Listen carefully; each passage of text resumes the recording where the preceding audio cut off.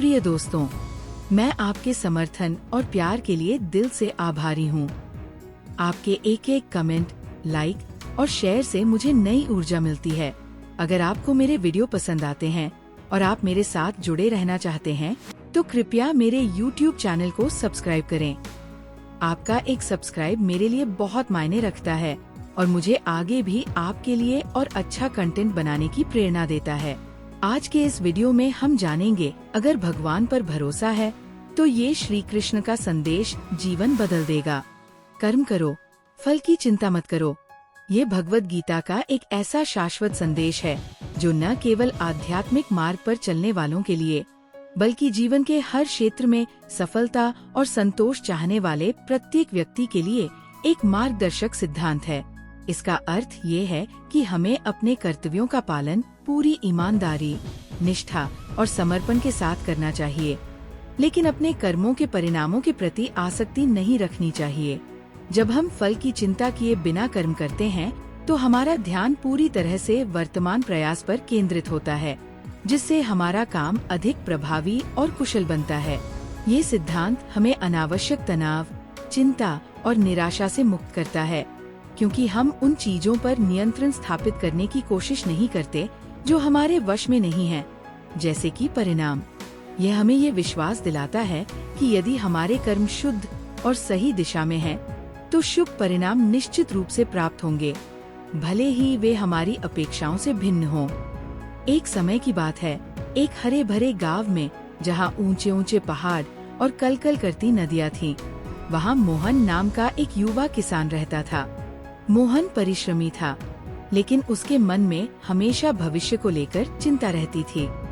वह हमेशा अपने खेतों में बोए गए बीजों के फल, आने वाली फसल और अपने परिवार के लिए पर्याप्त भोजन जुटाने की चिंता में डूबा रहता था। ये चिंता उसके चेहरे पर स्पष्ट दिखाई देती थी और अक्सर उसे रात में सोने भी नहीं देती थी।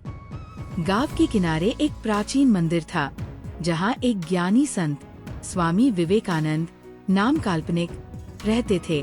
स्वामी जी ने जीवन के गूढ़ रहस्यों को समझा था और उनके पास हर समस्या का समाधान था। एक दिन मोहन अपनी चिंताओं से बहुत परेशान होकर स्वामी जी के पास गया। स्वामी जी, मोहन ने दीनता से कहा, मैं बहुत परेशान हूँ। मैं हर दिन कड़ी मेहनत करता हूँ, खेतों में पसीना बहाता हूँ, लेकिन मुझे हमेशा फसल के बारे में चिंता रहती है। अगर बारिश नहीं हुई तो? अगर कीड़े लग गए तो? अगर बाजार में दाम गिर गए तो? ये सब सोचकर मेरा मन शांत नहीं रहता। स्वामी जी ने मुस्कुराते हुए मोहन की बात सुनी। उन्होंने मोहन को अपने पास बिठाया और कहा, पुत्र, तुम्हारी समस्या वही है जो हर उस व्यक्ति की है जो कर्म तो करता है, लेकिन फल पर अपना नियंत्रण चाहता है। तुम भगवत गीता के एक महत्वपूर्ण सिद्धांत को भूल रहे हो। कर्म करो, फल की चिंता मत करो। मोहन ने जिज्ञासा से पूछा, स्वामी जी, इसका क्या अर्थ है? अगर मैं फल की चिंता न करूं, तो क्या मैं लापरवाह नहीं हो जाऊंगा? स्वामी जी ने उत्तर दिया, नहीं पुत्र, इसका अर्थ लापरवाही नहीं है। इसका अर्थ है पूर्ण समर्पण के साथ अपना कर्तव्य निभाना और परिणाम को उस अदृश्य शक्ति पर छोड़ देना जिसने इस पूरे ब्रह्मांड को बनाया है। मैं तुम्हें एक कहानी सुनाता हूँ। स्वामी जी ने कहानी सुनाना शुरू किया। बहुत समय पहले एक राज्य में एक कुशल मूर्तिकार रहता था, जिसका नाम अर्जुन था। अर्जुन को पत्थरों में जान डालने की अद्भुत कला आती थी। उसकी मूर्तियाँ इतनी जीवंत लगती थीं कि उन्हें देखकर लगता था कि वे अभी बोल उठेंगी।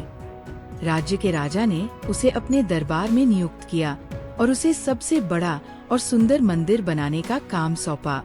अर्जुन ये सुनकर बहुत प्रसन्न हुआ। उसने मंदिर के लिए सबसे सुंदर और विशाल मूर्ति बनाने का संकल्प लिया। उसने दिन रात एक कर दिया।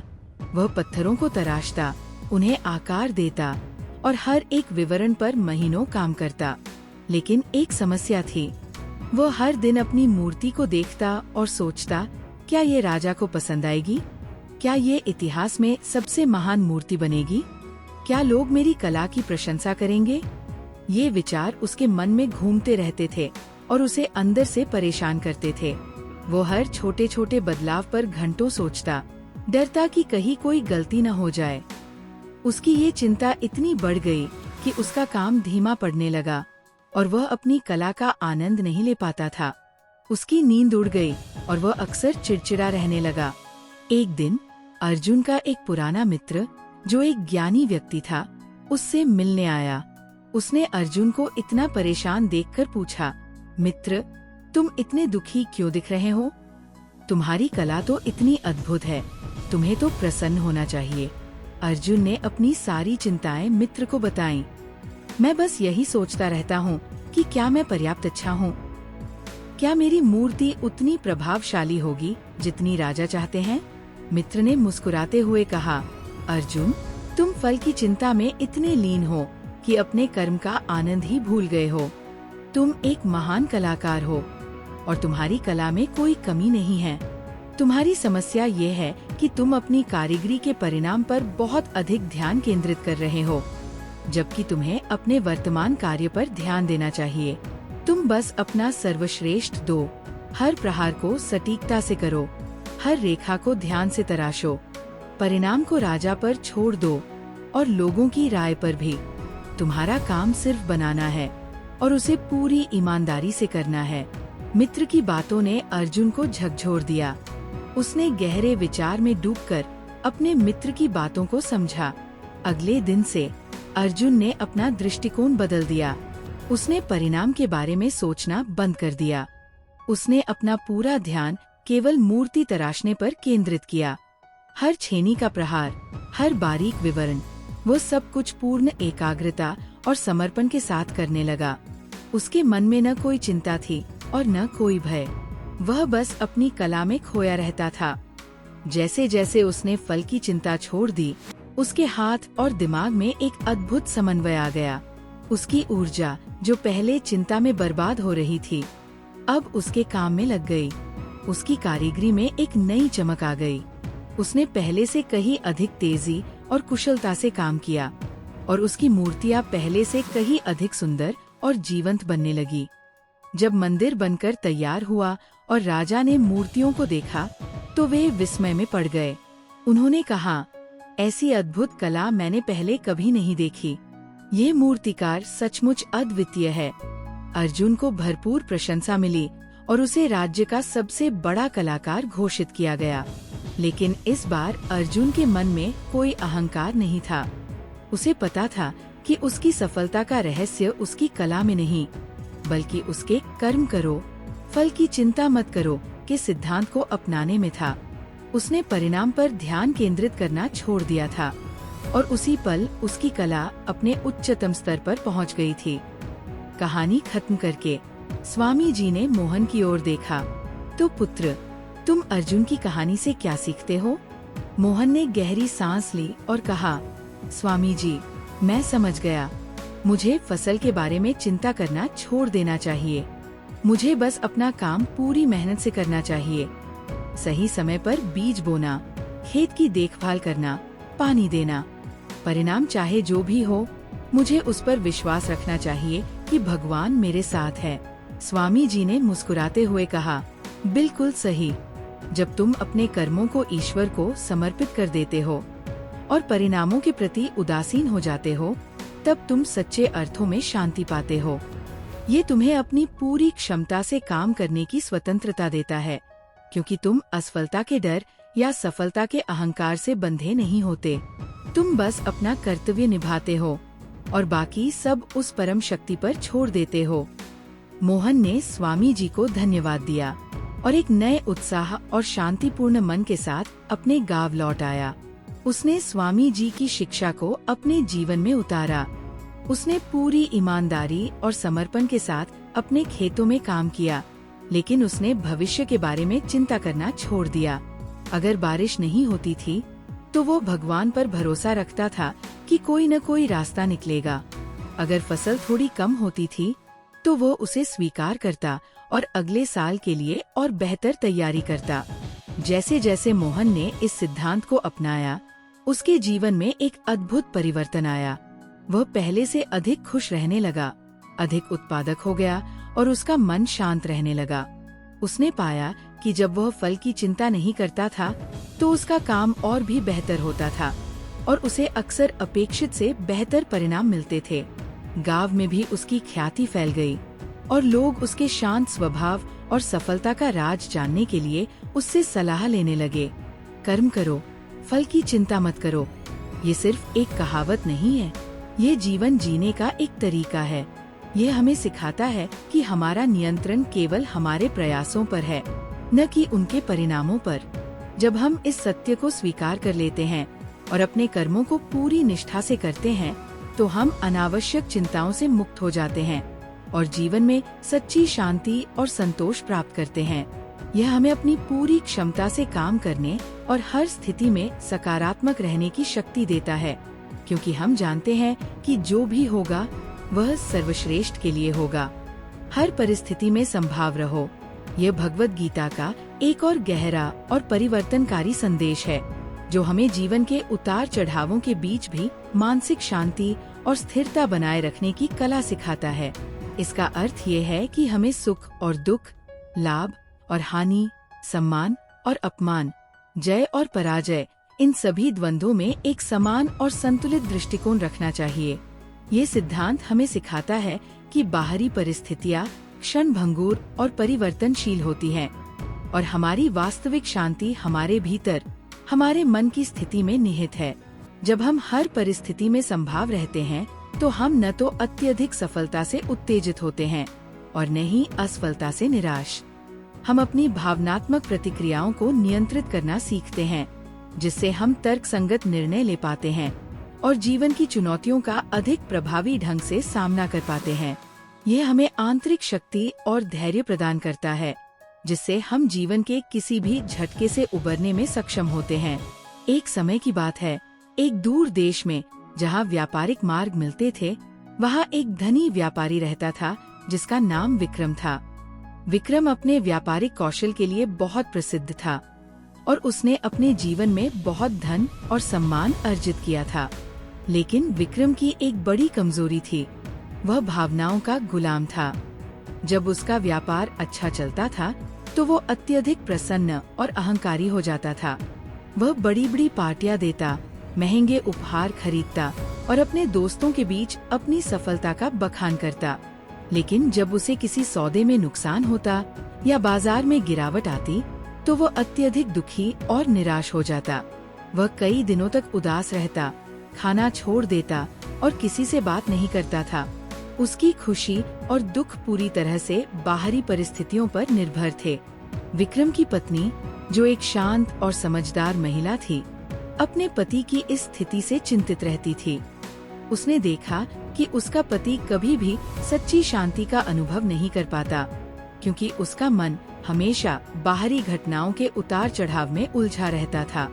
एक दिन जब विक्रम एक बड़े व्यापारिक घाटे के कारण बहुत निराश था, उसकी पत्नी ने उसे सलाह दी, स्वामी, आपको किसी ऐसे व्यक्ति से मिलना चाहिए जो आपको मन की शांति प्राप्त करने का मार्ग दिखा सके। विक्रम ने अनिच्छा से सहमति व्यक्त की, क्योंकि वह अपनी वर्तमान स्थिति से बाहर निकलना चाहता था।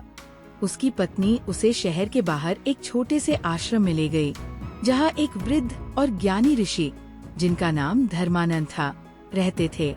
ऋषि धर्मानंद अपनी असाधारण मानसिक स्थिरता और हर परिस्थिति में शांत रहने की क्षमता के लिए जाने जाते थे। विक्रम ने ऋषि के सामने अपनी सारी समस्याएं बताईं कि कैसे उसकी भावनाएं उसके व्यापार के लाभ-हानि पर निर्भर करती हैं और कैसे वह कभी भी सच्ची शांति का अनुभव नहीं कर पाता। ऋषि धर्मानंद ने ध्यान से उसकी बात सुनी और मुस्कुराते हुए कहा, पुत्र, तुम्हारी समस्या वही है जो संसार के अधिकांश लोगों की है। तुम सुख और दुख को अलग अलग मानते हो, जबकि वे एक ही सिक्के के दो पहलू हैं। तुम भगवत गीता के एक महत्वपूर्ण सिद्धांत को भूल रहे हो, हर परिस्थिति में संभाव रहो। विक्रम ने हैरानी से पूछा, स्वामी, संभाव का क्या अर्थ है? क्या इसका मतलब ये है कि मुझे सुख दुख महसूस करना बंद कर देना चाहिए? ऋषि ने उत्तर दिया, नहीं पुत्र, इसका अर्थ ये नहीं है कि तुम्हें भावनाएं महसूस नहीं होंगी। इसका अर्थ है कि तुम अपनी भावनाओं को नियंत्रित करना सीखते हो और उन्हें तुम्हें नियंत्रित करने नहीं देते। मैं तुम्हें एक कहानी सुनाता हूँ। ऋषि धर्मानंद ने कहानी सुनाना शुरू किया। बहुत समय पहले एक राज्य में एक प्रसिद्ध धनुर्धर था, जिसका नाम एकलव्य था। एकलव्य अपनी अद्भुत निशानेबाजी के लिए जाना जाता था। उसे किसी भी लक्ष्य पर अचूक निशाना लगाने में महारत हासिल थी, चाहे वह कितना भी छोटा या दूर क्यों न हो। राजा ने उसकी प्रतिभा को पहचाना और उसे अपना मुख्य अंगरक्षक नियुक्त किया। एकलव्य को उसकी क्षमताओं पर बहुत गर्व था और उसे अपने काम से बहुत प्यार था। जब भी वह किसी दुश्मन को मार गिराता या किसी चुनौती को सफलतापूर्वक पूरा करता, तो उसे अपार खुशी होती। वह प्रशंसा पाकर फूला नहीं समाता था। लेकिन जब वह कभी निशाना चूक जाता या किसी युद्ध में हार का सामना करता, तो वह बहुत निराश हो जाता। वह कई दिनों तक खुद को कोसता रहता और अपनी क्षमताओं पर संदेह करने लगता। राजा का एक बुद्धिमान मंत्री था, जिसने एकलव्य की इस प्रवृत्ति को देखा। उसने एकलव्य को अपने पास बुलाया और कहा, एकलव्य, तुम एक महान योद्धा हो, इसमें कोई संदेह नहीं, लेकिन तुम्हारी ये भावनात्मक अस्थिरता तुम्हें कमजोर कर रही है। तुम अपनी सफलताओं पर अत्यधिक प्रसन्न होते हो और अपनी असफलताओं पर अत्यधिक दुखी। ये तुम्हें एक स्थिर मन वाला योद्धा नहीं बनने देगा। एकलव्य ने पूछा, तो मैं क्या करूं, मंत्री महोदय? युद्ध में हारने पर दुखी न होना कैसे संभव है? मंत्री ने कहा, तुम्हें संभाव का अभ्यास करना होगा। इसका अर्थ ये नहीं है कि तुम भावनाओं को महसूस करना बंद कर दो, बल्कि ये है कि तुम उन्हें अपने ऊपर हावी न होने दो। सुख दुख, जीत हार, ये सब जीवन के अस्थायी क्षण हैं। आज जो सफल है, कल वह असफल हो सकता है, और इसके विपरीत भी। एक सच्चा योद्धा वह है जो इन दोनों परिस्थितियों में अपनी मानसिक स्थिरता बनाए रखता है। मंत्री ने एक उदाहरण दिया। कल्पना करो कि तुम एक नदी के किनारे खड़े हो। नदी में जल का प्रवाह कभी तेज होता है, कभी धीमा, कभी उसमें साफ पानी होता है, कभी कीचड़ भरा। लेकिन नदी का किनारा हमेशा स्थिर रहता है, वह प्रवाह से प्रभावित नहीं होता। तुम्हारा मन भी उस किनारे जैसा होना चाहिए, जो जीवन के प्रवाह से प्रभावित न हो। एकलव्य ने मंत्री की बात को गंभीरता से लिया। उसने संभाव का अभ्यास करना शुरू किया। जब वह किसी लक्ष्य पर अचूक निशाना लगाता, तो वो खुश होता, लेकिन खुद को अत्यधिक उत्तेजित होने नहीं देता। वह अपनी सफलता को सहजता से स्वीकार करता। इसी तरह जब वह कभी निशाना चूक जाता या किसी छोटी सी चुनौती में विफल होता, तो वो खुद को कोसने के बजाय अपनी गलती से सीखता और आगे बढ़ता। वह अपनी हार को भी सहजता से स्वीकार करता। धीरे धीरे एकलव्य के व्यवहार में एक उल्लेखनीय परिवर्तन आया। उसकी मानसिक स्थिरता बढ़ने लगी। युद्ध के मैदान में भी जब चारों ओर अराजकता और भय का माहौल होता, एकलव्य शांत और केंद्रित रहता। उसकी ये शांति उसे बेहतर निर्णय लेने और अपनी पूरी क्षमता का उपयोग करने में मदद करती थी। वह अब सिर्फ एक महान धनुर्धर नहीं, बल्कि एक महान योद्धा बन गया था, जिसकी मानसिक दृढ़ता अटूट थी। राजा ने एकलव्य के इस परिवर्तन को देखा और उससे बहुत प्रभावित हुए। उन्होंने एकलव्य से पूछा, तुमने ये अद्भुत शांति कैसे प्राप्त की? तुम अब न तो अत्यधिक प्रसन्न होते हो और न ही अत्यधिक दुखी। एकलव्य ने उत्तर दिया, महाराज, ये सब संभाव के अभ्यास से संभव हुआ है। मैंने सीखा है कि बाहरी परिस्थितियाँ मुझे परिभाषित नहीं करती। मेरी शक्ति मेरे भीतर है, मेरे मन की स्थिरता में। राजा ने एकलव्य की बुद्धिमत्ता की बहुत प्रशंसा की और उसे अपने राज्य का सबसे महत्वपूर्ण सलाहकार बना दिया, क्योंकि राजा जानते थे कि ऐसा व्यक्ति जो हर परिस्थिति में संभाव रख सके, वही सबसे अच्छे निर्णय ले सकता है। कहानी खत्म करके ऋषि धर्मानंद ने विक्रम की ओर देखा। तो पुत्र, तुम एकलव्य की कहानी से क्या सीखते हो? विक्रम ने अपनी आंखों में चमक के साथ कहा, स्वामी जी, मैं समझ गया। मुझे अपने व्यापार के लाभानी को अपने मन पर हावी नहीं होने देना चाहिए। मुझे बस अपना काम पूरी ईमानदारी से करना चाहिए और जो भी परिणाम आए उसे स्वीकार करना चाहिए, चाहे मुझे लाभ हो या हानि। मुझे अपने मन को शांत और स्थिर रखना चाहिए। ऋषि धर्मानंद ने मुस्कुराते हुए कहा, बिल्कुल सही। जब तुम अपने जीवन में सुख दुख, लाभ हानि, सम्मान अपमान, इन सभी द्वंद्वों में संभाव रखना सीखते हो, तो तुम वास्तव में मुक्त हो जाते हो। तुम अब बाहरी घटनाओं के गुलाम नहीं रहते। तुम एक स्थिर चट्टान की तरह बन जाते हो, जिस पर समुद्र की लहरें टकराती तो हैं, लेकिन उसे हिला नहीं पाती। ये तुम्हें वास्तविक आनंद और शांति प्रदान करेगा, जो किसी भी बाहरी परिस्थिति पर निर्भर नहीं करती। विक्रम ने ऋषि धर्मानंद को धन्यवाद दिया और एक नए दृष्टिकोण और शांतिपूर्ण मन के साथ अपने घर लौट आया। उसने ऋषि की शिक्षा को अपने जीवन में उतारा। उसने पूरी ईमानदारी और समर्पण के साथ अपना व्यापार किया, लेकिन उसने परिणामों को अपने मन पर हावी होने नहीं दिया। जब उसे लाभ होता तो वो खुश होता, लेकिन अत्यधिक उत्तेजित नहीं होता। वह अपनी सफलता को विनम्रता से स्वीकार करता। इसी तरह जब उसे नुकसान होता तो वह दुखी होता, लेकिन निराशा में डूबने के बजाय वह अपनी गलतियों से सीखता और आगे बढ़ता। जैसे जैसे विक्रम ने इस सिद्धांत को अपनाया, उसके जीवन में एक अद्भुत परिवर्तन आया। वह पहले से कहीं अधिक शांत, केंद्रित और प्रभावी व्यापारी बन गया। उसकी मानसिक स्थिरता ने उसे बेहतर निर्णय लेने में मदद की और उसका व्यापार पहले से कहीं अधिक सफल होने लगा।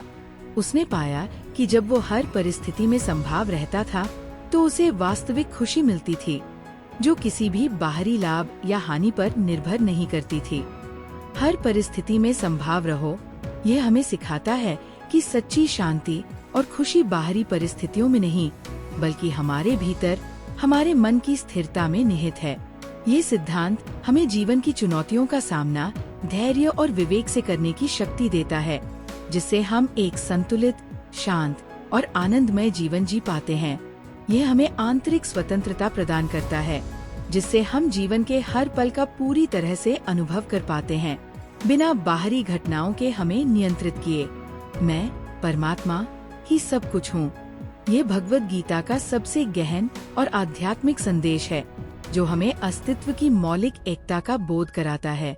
ये बताता है कि जिस परम सत्ता को हम भगवान, ईश्वर या परमात्मा कहते हैं, वह केवल कोई दूर बैठा सृष्टिकर्ता नहीं, बल्कि हर कण में, हर जीव में, हर वस्तु में व्याप्त है। श्री कृष्ण इस संदेश के माध्यम से हमें समझाते हैं कि वे ही संपूर्ण सृष्टि के सृष्टिकर्ता, पालनकर्ता और संहारक है। हर रूप में, हर नाम में वही एक असीम ऊर्जा और चेतना विद्यमान है। जब हम इस सत्य को आत्मसात कर लेते हैं, तो हमारे भीतर से भेदभाव की भावना कम होने लगती है। हम हर प्राणी में उसी ईश्वरीय अंश को देखने लगते हैं, जिससे प्रेम, करुणा और कृतज्ञता का भाव स्वाभाविक रूप से उत्पन्न होता है। ये हमें ये समझने में मदद करता है कि हमारी अपनी पहचान भी उसी विराट चेतना का एक हिस्सा है, जिससे अहंकार का क्षय होता है और हम जीवन को एक बड़े दिव्य उद्देश्य के रूप में देखने लगते हैं। ये बोध हमें न केवल आंतरिक शांति प्रदान करता है, बल्कि जीवन के प्रति एक गहरा सम्मान और जुड़ाव भी पैदा करता है। एक समय की बात है, एक प्राचीन गुरुकुल में, जहाँ ज्ञान की ज्योति निरंतर जलती रहती थी, वहाँ प्रकाश नाम का एक जिज्ञासु शिष्य रहता था। प्रकाश बहुत बुद्धिमान और मेहनती था, लेकिन उसके मन में हमेशा एक प्रश्न घूमता रहता था, भगवान कहाँ है? अगर भगवान है, तो क्या वे सिर्फ मंदिरों में हैं, या बादलों के ऊपर, या किसी अदृश्य लोक में? वह ईश्वर की अवधारणा को पूरी तरह से समझ नहीं पा रहा था, और इस कारण उसके मन में एक प्रकार की बेचैनी रहती थी। वह अक्सर अपने गुरु आचार्य देवव्रत से इस विषय पर प्रश्न पूछता रहता था। आचार्य देवव्रत एक अत्यंत ज्ञानी और अनुभवी संत थे, जिन्होंने अपने जीवन का अधिकांश हिस्सा आत्मज्ञान प्राप्त करने में बिताया था। वे प्रकाश के प्रश्नों को ध्यान से सुनते और उसे धैर्य से उत्तर देते। एक दिन प्रकाश ने फिर वही प्रश्न दोहराया, गुरुदेव, मैंने शास्त्रों में पढ़ा है कि ईश्वर कण कण में है, लेकिन मुझे ये समझ नहीं आता। मैं उन्हें कैसे देखूं? अगर वे सब कुछ हैं, तो क्या ये वृक्ष, ये पत्थर, ये पशु, ये भी ईश्वर हैं? आचार्य देवव्रत ने मुस्कुराते हुए प्रकाश को अपने पास बुलाया और कहा, पुत्र, तुम्हारा प्रश्न बहुत महत्वपूर्ण है और इसका उत्तर उतना ही सरल है जितना कि जटिल। तुम भगवत गीता के एक अत्यंत महत्वपूर्ण सिद्धांत को समझने का प्रयास कर रहे हो। मैं, परमात्मा, ही सब कुछ हूँ। प्रकाश ने उत्सुकता से पूछा, गुरुदेव, इसका क्या अर्थ है? क्या सचमुच सब कुछ ईश्वर ही है? ऋषि ने उत्तर दिया, हाँ पुत्र, यही सत्य है, लेकिन इसे केवल शब्दों से नहीं समझा जा सकता, इसे अनुभव करना पड़ता है। मैं तुम्हें एक कहानी सुनाता हूँ जो शायद तुम्हें इस सत्य के करीब ले जाए। आचार्य देवव्रत ने कहानी सुनाना शुरू किया। बहुत समय पहले की बात है। एक दूर देश में एक विशाल और घना जंगल था। इस जंगल में ऋषि मुनि तपस्या करते थे और विभिन्न प्रकार के जीव जंतु शांति से रहते थे। इसी जंगल में अर्जुन नाम का एक युवा शिकारी भी रहता था। अर्जुन एक कुशल शिकारी था और उसका जीवन जानवरों का शिकार करके ही चलता था। लेकिन अर्जुन के मन में जीवों के प्रति कोई विशेष प्रेम नहीं था। वह जानवरों को केवल अपने भोजन और आय का साधन मानता था। उसकी नजर में शेर, हिरण, पक्षी सभी केवल शिकार थे। एक दिन अर्जुन जंगल में शिकार कर रहा था। वह एक हिरण का पीछा कर रहा था जब वो एक गहरे दलदल में फंस गया। दलदल में उसका पैर फंस गया और वह जितना निकलने की कोशिश करता उतना ही धंसता जाता। रात होने वाली थी और उसे अपनी मौत निश्चित लगने लगी। वह चिल्लाया, मदद के लिए पुकारा, लेकिन जंगल में उसकी आवाज सुनने वाला कोई नहीं था। जैसे जैसे रात हुई, अर्जुन को ठंड लगने लगी और उसकी हिम्मत जवाब देने लगी। तभी उसने देखा कि एक बूढ़ा भिक्षु उसी रास्ते से गुजर रहा था। अर्जुन ने अपनी पूरी ताकत लगाकर भिक्षु को पुकारा। भिक्षु ने आवाज सुनी और दलदल की ओर आया। उसने अर्जुन की दयनीय स्थिति देखी। अर्जुन ने गिड़गिड़ाते हुए कहा, महाराज, कृपया मुझे बचा लीजिए, मैं मर रहा हूँ। भिक्षु ने शांत भाव से कहा, मैं तुम्हें बचा लूंगा, लेकिन तुम्हें मुझे वचन देना होगा कि तुम अब से हर जीव में ईश्वर का अंश देखोगे। तुम देखोगे कि जिस ईश्वर को तुम मंदिरों में खोजते हो, वह इन जानवरों में, इन पेड़ों में, यहाँ तक कि इस दलदल में भी व्याप्त है। अर्जुन को अपनी जान प्यारी थी। उसने तुरंत वचन दिया, हाँ महाराज, मैं वचन देता हूँ, मैं हर जीव में ईश्वर को देखूंगा। भिक्षु ने अपनी लाठी का उपयोग किया और बड़ी मुश्किल से अर्जुन को दलदल से बाहर निकाला। अर्जुन थक चुका था, लेकिन वो जीवित था। उसने भिक्षु को धन्यवाद दिया। भिक्षु ने कहा, आज तुमने सिर्फ अपनी जान नहीं बचाई, तुमने एक नया जीवन प्राप्त किया है। अब जब तुम शिकार करने जाओगे तो याद रखना कि तुम केवल एक जानवर का शिकार नहीं कर रहे हो, तुम उसी ईश्वरीय अंश को घायल कर रहे हो जो तुम्हारे भीतर भी है। अर्जुन ने भिक्षु की बातों पर ध्यान दिया। अगले दिन से जब वो शिकार के लिए निकला तो उसका दृष्टिकोण बदल गया था। उसने एक हिरण को देखा, लेकिन इस बार उसे केवल शिकार नहीं दिखा। उसे हिरण की आंखों में जीवन की चमक दिखी, उसकी गति में एक अद्भुत लय दिखी और उसे लगा कि यह हिरण भी उसी परम सत्ता का एक हिस्सा है जिसे वह मंदिरों में पूजता था। उसने पाया कि वह अब हिरण को मारना नहीं चाहता था। वह आगे बढ़ा और उसने एक पेड़ को देखा। पहले वो पेड़ों को केवल लकड़ी या ईंधन के रूप में देखता था, लेकिन अब उसे लगा कि पेड़ भी सांस ले रहे हैं, जीवन से भरे हुए हैं और वे भी उसी ईश्वर की अभिव्यक्ति है। उसने पेड़ों को सम्मान से देखना शुरू किया। जैसे जैसे दिन बीतते गए, अर्जुन ने हर प्राणी में, हर वस्तु में ईश्वर का अंश देखना शुरू कर दिया। उसने देखा कि नदियाँ जो बहती हैं, वे भी ईश्वर की शक्ति से बहती है। पहाड़ जो खड़े हैं, वे भी ईश्वर की महानता का प्रतीक है। उसने देखा कि छोटे से छोटे कीड़े से लेकर विशालकाय हाथी तक हर जीव में एक ही प्राण शक्ति है और वह प्राण शक्ति ही ईश्वर है। ये बोध उसके जीवन में एक क्रांति ले आया। उसने शिकार करना छोड़ दिया। वह अब जीवों की रक्षा करने लगा, पेड़ों को लगाने लगा और जंगल में शांति स्थापित करने में मदद करने लगा। उसके भीतर दया, प्रेम और करुणा का भाव उमड़ पड़ा। वह अब अकेला शिकारी नहीं था, बल्कि एक ऐसा व्यक्ति बन गया था जो पूरी प्रकृति के साथ एकाकार हो गया था। गांव के लोग अर्जुन के इस परिवर्तन को देखकर आश्चर्यचकित थे।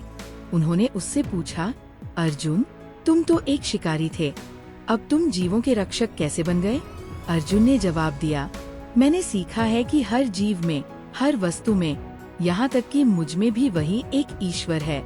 जब मैंने इस सत्य को स्वीकार किया तो मेरे भीतर से भेदभाव और हिंसा समाप्त हो गई। मैं अब हर चीज में अपने आप को देखता हूँ और हर चीज में ईश्वर को देखता हूँ। अर्जुन का जीवन एक प्रेरणा बन गया। उसने दिखाया कि मैं ही सब कुछ हूँ का अर्थ केवल आध्यात्मिक ज्ञान नहीं, बल्कि एक ऐसा जीवन जीने का तरीका है जहाँ हर प्राणी के प्रति सम्मान और प्रेम होता है। कहानी खत्म करके आचार्य देवव्रत ने प्रकाश की ओर देखा।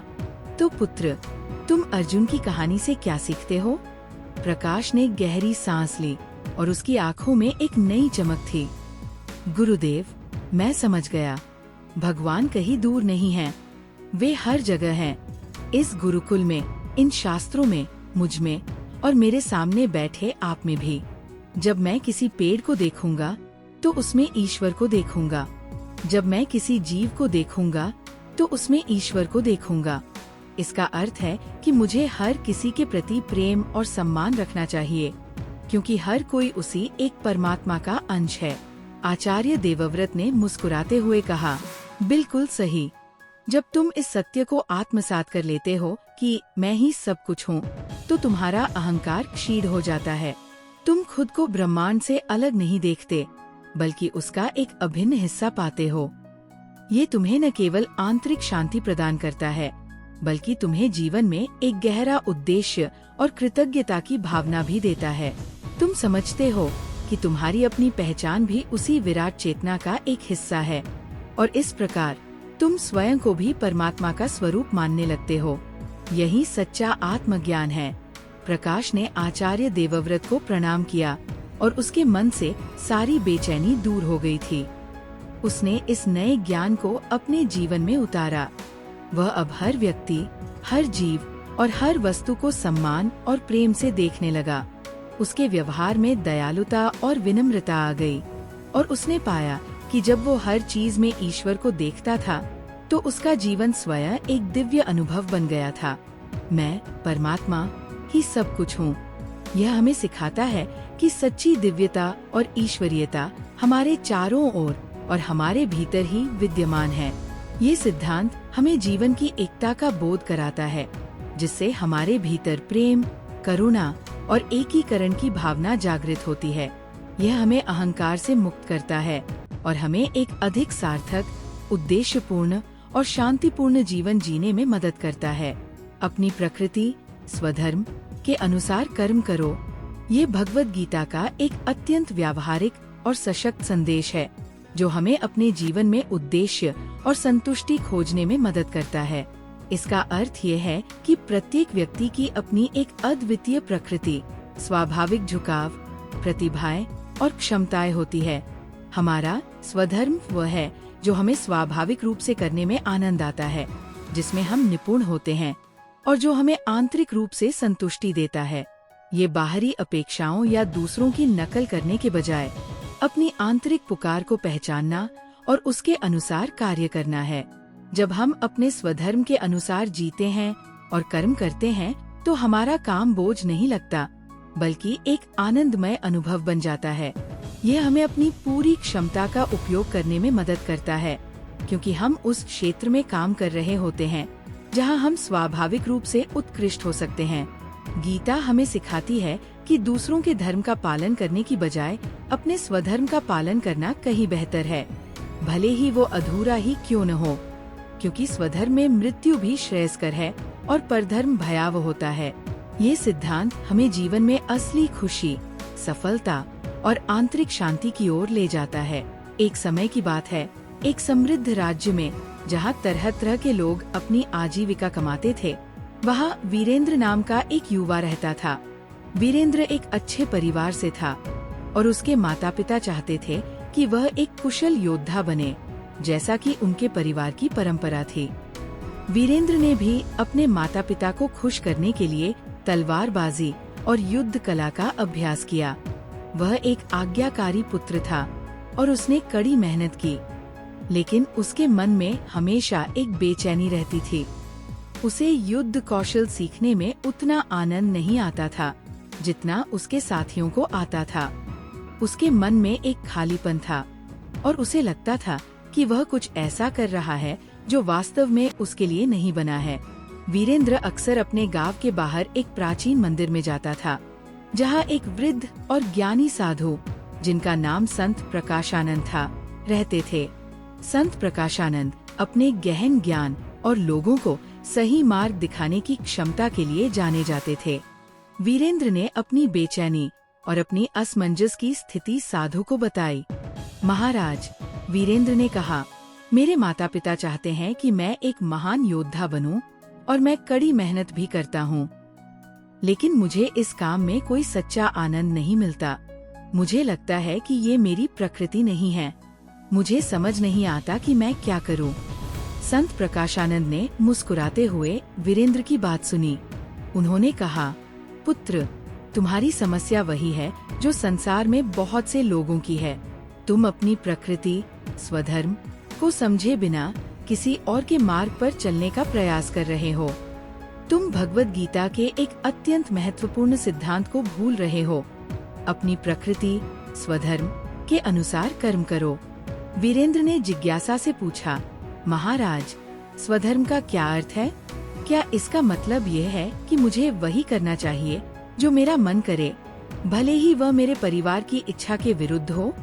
संत प्रकाशानंद ने उत्तर दिया, नहीं पुत्र, इसका अर्थ केवल मनमाना करना नहीं है। इसका अर्थ है अपनी आंतरिक प्रकृति, अपनी स्वाभाविक प्रवृत्ति, अपनी प्रतिभाओं और उन कार्यों को पहचानना जिनमें तुम्हें स्वाभाविक रूप से आनंद मिलता है और जिनमें तुम उत्कृष्ट हो सकते हो। यह वह मार्ग है जो तुम्हारे लिए नियत है और जिस पर चलकर तुम सच्ची संतुष्टि और सफलता प्राप्त कर सकते हो। मैं तुम्हें एक कहानी सुनाता हूँ। संत प्रकाशानंद ने कहानी सुनाना शुरू किया। बहुत समय पहले की बात है। एक छोटे से गांव में 3 भाई रहते थे, बलराम, माधव और केशव। तीनों बहुत मेहनती थे, लेकिन उनकी रुचियाँ और क्षमताएं बिल्कुल अलग थीं। सबसे बड़ा भाई बलराम शारीरिक रूप से बहुत शक्तिशाली था। उसे पेड़ों को काटना, खेतों में हल चलाना और भारी सामान उठाना बहुत पसंद था। वह कुल्हाड़ी और फावड़े के साथ बहुत कुशल था और उसे शारीरिक श्रम में आनंद आता था। लेकिन जब उसे लिखने, पढ़ने या हिसाब किताब करने के लिए कहा जाता तो वो ऊब जाता और गलती कर देता था। दूसरा भाई माधव स्वभाव से बहुत शांत और विचारशील था। उसे किताबें पढ़ना, नई चीजें सीखना और हिसाब किताब करना बहुत पसंद था। वह गणित और भाषाओं में उत्कृष्ट था और उसे व्यापार के आंकड़े समझने में खुशी मिलती थी। लेकिन उसे शारीरिक श्रम बिल्कुल पसंद नहीं था और वह थोड़ी देर में ही थक जाता था। सबसे छोटा भाई केशव स्वभाव से बहुत रचनात्मक और संवेदनशील था। उसे रंग, मिट्टी और लकड़ी के साथ काम करना पसंद था। वह सुंदर मूर्तियां बनाता, चित्र बनाता और लकड़ी पर नक्काशी करता था। उसकी कला में एक अद्भुत आकर्षण था, लेकिन उसे खेतों में काम करने या हिसाब किताब करने में कोई रुचि नहीं थी। उनके पिता एक भले इंसान थे, लेकिन वे अपनी पुरानी परंपराओं से बंधे थे। उनके परिवार में सभी लोग किसान थे और वे चाहते थे कि उनके तीनों बेटे भी किसान बने।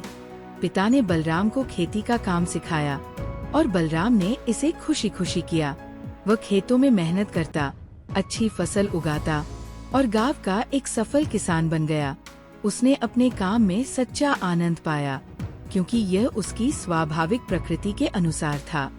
लेकिन जब पिता ने माधव से खेती करने को कहा, तो माधव को बहुत मुश्किल हुई। वो शारीरिक रूप से कमजोर था और उसे खेतों में काम करने में कोई आनंद नहीं मिलता था। वह अक्सर हिसाब किताब या किताबों में खोया रहता था। उसने बहुत कोशिश की, लेकिन वह एक अच्छा किसान नहीं बन पाया और हमेशा दुखी रहता था। इसी तरह जब पिता ने केशव से खेती करने को कहा, तो केशव भी बहुत दुखी हुआ। उसके हाथ मिट्टी और औजारों के बजाय कलाकृति बनाने के लिए बने थे। उसने खेतों में काम करने की कोशिश की, लेकिन उसका मन उसमें नहीं लगता था। वह अक्सर उदास रहता और रात में चुपचाप अपनी कला पर काम करता। एक दिन गांव में एक ज्ञानी साधु आए। उन्होंने तीनों भाइयों को देखा और उनकी परिस्थितियों को समझा।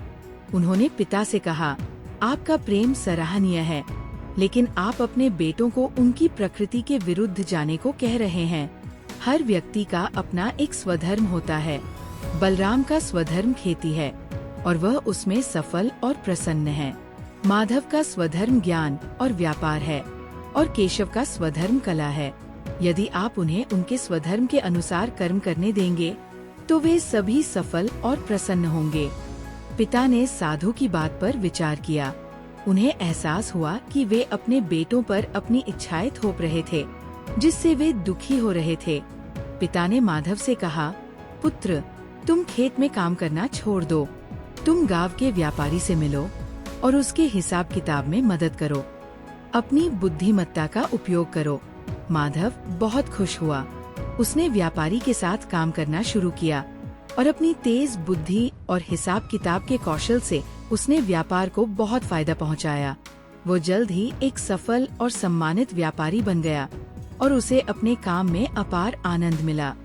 पिता ने केशव से भी कहा, पुत्र, तुम खेत में काम छोड़ दो, अपनी कला को निखारो। गांव के मंदिर के लिए मूर्तियां बनाओ और लोगों के घरों को अपनी कला से सजाओ। केशव की आंखों में चमक आ गई। उसने अपनी कला पर ध्यान केंद्रित किया। उसकी बनाई मूर्तियां और चित्र इतने सुंदर थे कि दूर दूर से लोग उन्हें देखने आते थे। वह गांव का सबसे प्रसिद्ध कलाकार बन गया और उसे अपने काम में सच्ची संतुष्टि मिली। इस प्रकार तीनों भाई, जब उन्होंने अपने स्वधर्म के अनुसार कर्म किया, तो वे सभी अपने अपने क्षेत्रों में सफल, प्रसन्न और संतुष्ट हुए। उन्होंने न केवल अपने लिए बल्कि पूरे गांव के लिए भी योगदान दिया, क्योंकि हर कोई अपनी स्वाभाविक प्रतिभा का उपयोग कर रहा था। कहानी खत्म करके संत प्रकाशानंद ने वीरेंद्र की ओर देखा, तो पुत्र, तुम तीनों भाइयों की कहानी से क्या सीखते हो? वीरेंद्र ने गहरी सांस ली और कहा, महाराज, मैं समझ गया। मेरा स्वधर्म योद्धा बनना नहीं है। मुझे हमेशा से नई चीजें सीखना, दूसरों को समझना और उनके बीच मध्यस्थता करना पसंद रहा है। मुझे शास्त्रों का अध्ययन करने और न्याय के सिद्धांतों पर विचार करने में आनंद आता है। संत प्रकाशानंद ने मुस्कुराते हुए कहा, बिल्कुल सही। जब तुम अपनी आंतरिक प्रवृत्ति को पहचानते हो और उसके अनुसार कर्म करते हो, तो तुम्हारा काम बोझ नहीं लगता, बल्कि एक आनंदमय अनुभव बन जाता है। हो सकता है कि तुम्हारा स्वधर्म एक विद्वान, एक न्यायकर्ता या एक प्रशासक बनना हो। जब तुम अपने स्वधर्म का पालन करते हो, भले ही वो तुम्हारे परिवार की तात्कालिक अपेक्षाओं से भिन्न हो, तब तुम अपनी पूरी क्षमता का उपयोग करते हो और सच्ची संतुष्टि प्राप्त करते हो। ये तुम्हें आंतरिक शांति प्रदान करेगा, क्योंकि तुम वह कर रहे हो जो तुम्हारे लिए स्वाभाविक है। वीरेंद्र ने संत प्रकाशानंद को प्रणाम किया और उसके मन से सारी बेचैनी दूर हो गई थी। उसने अपने माता पिता से बात की और उन्हें अपनी वास्तविक रुचि के बारे में बताया। शुरू में उन्हें थोड़ी निराशा हुई, लेकिन जब उन्होंने देखा कि वीरेंद्र को शास्त्रों का अध्ययन करने और न्याय के सिद्धांतों को समझने में कितना आनंद आता है, तो उन्होंने उसका समर्थन किया। वीरेंद्र ने बाद में एक महान विद्वान और न्यायविद के रूप में ख्याति प्राप्त की और उसने अपने ज्ञान का उपयोग करके राज्य में न्याय और शांति स्थापित की। उसे अपने काम में इतनी संतुष्टि मिली जितनी उसने कभी योद्धा के रूप में नहीं पाई होती। अपनी प्रकृति, स्वधर्म के अनुसार कर्म करो। यह हमें सिखाता है कि सच्ची सफलता और संतुष्टि बाहरी अपेक्षाओं को पूरा करने में नहीं, बल्कि अपनी आंतरिक प्रकृति को पहचानने और उसके अनुसार जीने में निहित है। ये सिद्धांत हमें अपनी अद्वितीय प्रतिभाओं का सम्मान करने, अपने जुनून का पालन करने और ऐसे मार्ग पर चलने के लिए सशक्त बनाता है जहां हम स्वाभाविक रूप से उत्कृष्ट हो सकते हैं, जिससे एक पूर्ण और उद्देश्यपूर्ण जीवन का निर्माण होता है। मुझ में, भगवान में पूर्ण श्रद्धा रखो। ये भगवद गीता का अंतिम और सबसे महत्वपूर्ण संदेश है। जो पिछले सभी सिद्धांतों को एक केंद्रीय बिंदु पर लाता है, ईश्वर पर अटूट विश्वास और पूर्ण समर्पण। यह हमें सिखाता है कि जब हम अपने सभी कर्मों, अपने सभी फलों, अपनी सभी परिस्थितियों को उस परम सत्ता को समर्पित कर देते हैं, तो वह हमारी सारी चिंताओं और बोझ को अपने ऊपर ले लेती है। ये केवल एक धार्मिक विश्वास नहीं, बल्कि एक गहरी आध्यात्मिक समझ है कि इस ब्रह्मांड में एक ऐसी शक्ति है जो सब कुछ नियंत्रित करती है, और जब हम उस पर पूर्ण भरोसा करते हैं तो हम भय, संदेह और असुरक्षा से मुक्त हो जाते हैं। यह हमें आंतरिक शांति, साहस और एक अटूट आशा प्रदान करता है, जिससे हम जीवन की किसी भी चुनौती का सामना कर सकते हैं, ये जानते हुए कि हम अकेले नहीं हैं। ये हमें नियंत्रण की आवश्यकता से मुक्त करता है और हमें एक अधिक शांत, आनंदमय और दिव्य जीवन जीने में सक्षम बनाता है। एक समय की बात है, एक छोटे से गांव में जहां जीवन अपनी गति से चलता था, वहां एक गरीब लेकिन मेहनती महिला रहती थी जिसका नाम राधा था। राधा अपने छोटे बेटे के साथ रहती थी और उसे पालने के लिए दिन रात मेहनत करती थी। वह दूसरों के खेतों में काम करती, कपड़े सिलती और जो भी काम मिलता उसे पूरी लगन से करती थी। लेकिन गरीबी और संघर्ष उसके जीवन का हिस्सा थे। कभी कभी उसे लगता था कि वो अकेली है और उसे कोई रास्ता नहीं दिख रहा है। राधा स्वभाव से बहुत धार्मिक थी और भगवान कृष्ण में उसकी गहरी आस्था थी। वह रोज सुबह मंदिर जाती, प्रार्थना करती और विश्वास करती थी कि भगवान उसकी मदद करेंगे। लेकिन कई बार जब मुश्किलें बहुत बढ़ जाती तो उसका विश्वास थोड़ा डगमगा जाता। उसे लगता था कि शायद उसकी प्रार्थनाएं सुनी नहीं जा रही हैं। गांव के बाहर एक प्राचीन बरगद का पेड़ था, जिसके नीचे एक वृद्ध साधु, जिनका नाम शांति स्वरूप था, तपस्या करते थे। शांति स्वरूप अपनी अगाध भक्ति और ईश्वर में पूर्ण श्रद्धा के लिए जाने जाते थे। लोग कहते थे कि उन्हें कभी चिंता करते नहीं देखा गया, चाहे परिस्थितियाँ कितनी भी कठिन क्यों न हो। एक दिन जब राधा का बेटा बीमार पड़ गया और उसके पास इलाज के लिए पैसे नहीं थे, तो वो बहुत निराश हो गई। उसकी सारी आशाएं टूट गईं। वह दौड़ती हुई शांति स्वरूप साधु के पास गई और रोते हुए बोली, महाराज, मेरा बेटा बीमार है और मेरे पास पैसे नहीं हैं। मैंने बहुत प्रार्थना की, लेकिन लगता है भगवान मेरी सुन नहीं रहे। मैं क्या करूं? शांति स्वरूप साधु ने राधा की बात ध्यान से सुनी। उन्होंने मुस्कुराते हुए कहा, बेटी, तुम्हारी समस्या वही है जो संसार के अधिकांश लोगों की है। तुम ईश्वर पर विश्वास तो करती हो, लेकिन पूर्ण श्रद्धा नहीं रखती। तुम भगवत गीता के अंतिम और सबसे महत्वपूर्ण सिद्धांत को भूल रही हो। मुझ में, भगवान में पूर्ण श्रद्धा रखो। राधा ने उत्सुकता से पूछा, महाराज, पूर्ण श्रद्धा का क्या अर्थ है? क्या इसका मतलब ये नहीं कि मैं रोज मंदिर जाती हूँ और प्रार्थना करती हूँ? साधु ने उत्तर दिया, नहीं बेटी, पूर्ण श्रद्धा का अर्थ केवल मंदिर जाना या प्रार्थना करना नहीं है। इसका अर्थ है अपने सारे बोझ, अपनी सारी चिंताएं और अपने सारे परिणाम ईश्वर को समर्पित कर देना, यह विश्वास करते हुए कि वह तुम्हारे लिए सबसे अच्छा करेगा, चाहे तुम्हें वह रास्ता अभी दिखाई न दे। मैं तुम्हें एक कहानी सुनाता हूँ। शांति स्वरूप साधु ने कहानी सुनाना शुरू किया। बहुत समय पहले की बात है। एक राज्य में एक दयालु राजा था जिसका नाम धर्मराज था। धर्मराज अपनी न्यायप्रियता और अपनी प्रजा के प्रति प्रेम के लिए जाने जाते थे। लेकिन राजा की एक अजीब आदत थी। वह अपनी सबसे महत्वपूर्ण सलाह के लिए एक साधारण चरवाहे पर भरोसा करता था, जिसका नाम रामू था। रामू बहुत गरीब था, लेकिन उसकी भगवान में अटूट श्रद्धा थी। जब भी राजा को कोई बड़ा निर्णय लेना होता, तो वह रामू को बुलाता और उससे सलाह लेता था। मंत्री और दरबारी इस बात से चिढ़ते थे, क्योंकि वे सोचते थे कि एक साधारण चरवाहा राजा को क्या सलाह दे सकता है। एक बार राज्य में एक बड़ा अकाल पड़ा। नदियाँ सूख गईं, खेत बंजर हो गए और प्रजा भूख से मरने लगी। राजा बहुत चिंतित था और उसे कोई रास्ता नहीं सूझ रहा था। उसने अपने सभी मंत्रियों और सलाहकारों को बुलाया, लेकिन कोई समाधान नहीं मिला। अंत में राजा ने रामू को बुलाया। राजा ने रामू से पूछा, रामू, हमारे राज्य पर ये भयानक संकट आ गया है, मैं अपनी प्रजा को कैसे बचाऊं? मुझे कोई रास्ता नहीं दिख रहा। रामू ने मुस्कुराते हुए कहा, महाराज, आप चिंता क्यों करते हैं? आप तो सिर्फ अपना कर्तव्य निभाइए, अपनी प्रजा की सेवा कीजिए, बाकी सब भगवान पर छोड़ दीजिए। उन पर पूर्ण श्रद्धा रखिए, वह कभी किसी को भूखा नहीं रखते। मंत्री और दरबारी हंसने लगे। ये क्या सलाह है? क्या हमें बस हाथ पर हाथ धरे बैठे रहना चाहिए और भगवान पर सब कुछ छोड़ देना चाहिए? रामू ने विनम्रता से कहा, नहीं महाराज, मैं ये नहीं कह रहा कि आप कुछ न करें। आप अपना सर्वश्रेष्ठ करें, अनाज बांटें, कुएं खोदने का प्रयास करें और लोगों की मदद करें। लेकिन परिणाम की चिंता भगवान पर छोड़ दें। उन पर विश्वास रखें कि वे कोई न कोई रास्ता निकालेंगे। राजा ने रामू की बात पर भरोसा किया, क्योंकि वह रामू की अटूट श्रद्धा जानता था। उसने मंत्रियों को निर्देश दिए कि वे हर संभव प्रयास करें, लेकिन राजा ने अपने मन से चिंता छोड़ दी और भगवान पर पूर्ण विश्वास रखा।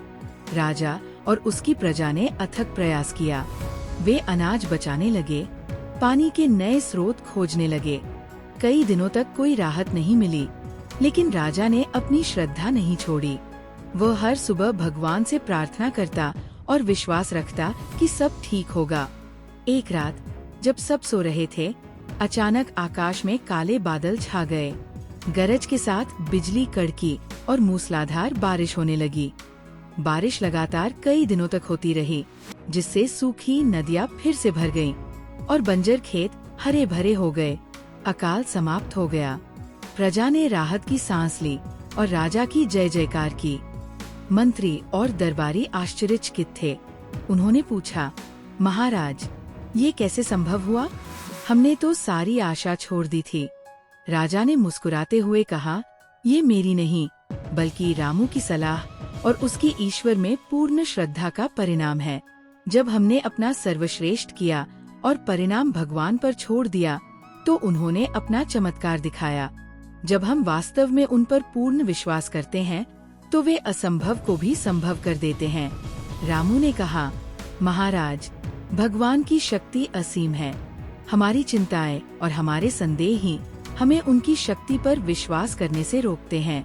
जब हम उन्हें अपने जीवन का चालक मान लेते हैं और उन पर पूर्ण विश्वास रखते हैं, तो वो हमें हर संकट से बाहर निकालते हैं। उस दिन के बाद राजा और प्रजा ने रामू की बात को हमेशा याद रखा और भगवान में पूर्ण श्रद्धा रखने लगे। कहानी खत्म करके शांति स्वरूप साधु ने राधा की ओर देखा। तो बेटी, तुम रामू की कहानी से क्या सीखती हो? राधा की आंखों में आंसू थे, लेकिन इस बार वे निराशा के नहीं, बल्कि आशा और विश्वास के थे। उसने कहा, महाराज, मैं समझ गई। मैं अपने बेटे के लिए सब कुछ करूंगी जो मेरे वश में है। उसकी देखभाल करूंगी, दवा का इंतजाम करूंगी, लेकिन मैं चिंता करना छोड़ दूंगी और भगवान पर पूरा भरोसा रखूंगी कि वह मेरे बेटे को ठीक करेंगे। मुझे विश्वास है कि वह मेरा हाथ नहीं छोड़ेंगे। शांति स्वरूप साधु ने मुस्कुराते हुए कहा, बिल्कुल सही। जब तुम अपने सभी प्रयासों के बाद परिणाम को ईश्वर को समर्पित कर देती हो और उन पर पूर्ण श्रद्धा रखती हो, तो तुम एक अद्भुत शांति का अनुभव करती हो। ये तुम्हें उस अदृश्य शक्ति के साथ जोड़ता है जो हर असंभव को संभव कर सकती है। जब तुम उन पर पूरी तरह भरोसा करती हो, तो वो तुम्हें सहारा देते हैं, तुम्हें मार्गदर्शन करते हैं और तुम्हारी सभी जरूरतों को पूरा करते हैं। राधा ने शांति स्वरूप साधु को प्रणाम किया और एक नए आत्मविश्वास और शांतिपूर्ण मन के साथ अपने घर लौट आई। उसने अपने बेटे की पूरी देखभाल की और बाकी सब भगवान पर छोड़ दिया। उसने पाया कि जब उसने चिंता करना बंद कर दिया और पूर्ण श्रद्धा रखी, तो उसके मन में एक अजीब सी शांति आ गई। कुछ दिनों बाद एक परोपकारी वैद्य गांव में आया और उसने राधा के बेटे का मुफ्त में इलाज किया। बेटा धीरे धीरे ठीक हो गया और फिर से खेलने कूदने लगा। राधा ने उस दिन महसूस किया कि भगवान ने सचमुच उसकी प्रार्थना सुनी थी, लेकिन अपने तरीके से। मुझ में, भगवान में पूर्ण श्रद्धा रखो ये हमें सिखाता है कि सच्ची शक्ति, शांति और सुरक्षा बाहरी परिस्थितियों या हमारे अपने नियंत्रण में नहीं, बल्कि उस परम सत्ता में निहित है, जिस पर हम अपना सब कुछ समर्पित कर सकते हैं। ये सिद्धांत हमें भय, चिंता और असुरक्षा से मुक्त करता है और हमें जीवन के हर चरण में एक अटूट विश्वास, आंतरिक साहस और आनंद के साथ जीने में मदद करता है। यह हमें ये एहसास कराता है कि हम इस यात्रा में अकेले नहीं हैं और एक दिव्य शक्ति हमेशा हमारा मार्गदर्शन और रक्षा कर रही है।